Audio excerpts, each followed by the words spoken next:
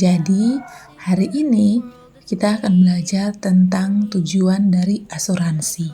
Tetapi sebelum saya memberitahu tentang tujuan-tujuan dari asuransi, sebaiknya kita tahu dulu apa sih sebenarnya asuransi itu atau apa yang dimaksud dengan asuransi.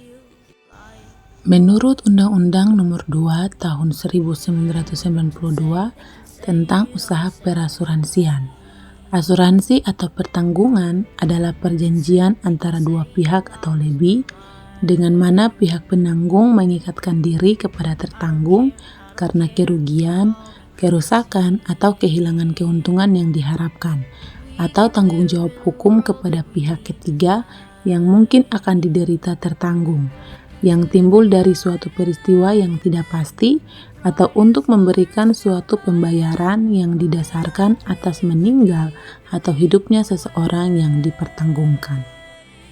Asuransi pada dasarnya merupakan perjanjian antara pihak asuransi sebagai penanggung dan nasabah sebagai tertanggung.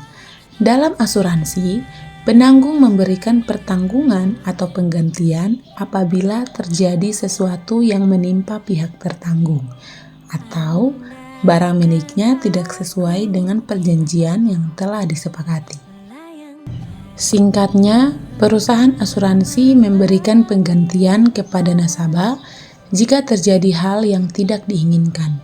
Sementara itu, nasabah sebagai tertanggung juga harus melaksanakan kewajibannya, yakni membayar iuran premi asuransi sesuai perjanjian. Oke teman-teman, jadi itu tadi adalah pengertian dari asuransi. Saya yakin teman-teman pasti sudah paham tentang apa itu asuransi. Oke, nah sekarang kita masuk ke pembahasan berikut, yaitu tujuan-tujuan dari asuransi. Karena tidak mungkin orang memiliki asuransi tanpa adanya tujuan tertentu. Nah, tujuan yang pertama adalah untuk melindungi kehidupan dan proteksi aset. Nah, ketika terjadi resiko seperti masuk rumah sakit, tidak jarang kehidupan dan aset menjadi korban. Asuransi bisa melindungi kehidupan dan aset yang dimiliki oleh nasabah pada saat hal tersebut terjadi.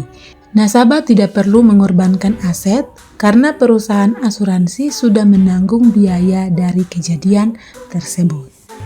Tujuan yang kedua adalah memberikan perlindungan finansial dan keamanan jangka panjang. Banyak orang yang berpikir bahwa dampak asuransi tidak bisa dirasakan pada saat ini. Faktanya, asuransi bertujuan untuk memberikan perlindungan finansial dalam jangka panjang. Nasabah pun tidak perlu khawatir karena keuangan akan tetap aman dalam kondisi apapun. Tujuan yang ketiga, untuk mengurangi dampak kerugian akibat kejadian tak terduga. Kejadian tidak terduga selalu mengakibatkan resiko, terutama dari segi finansial.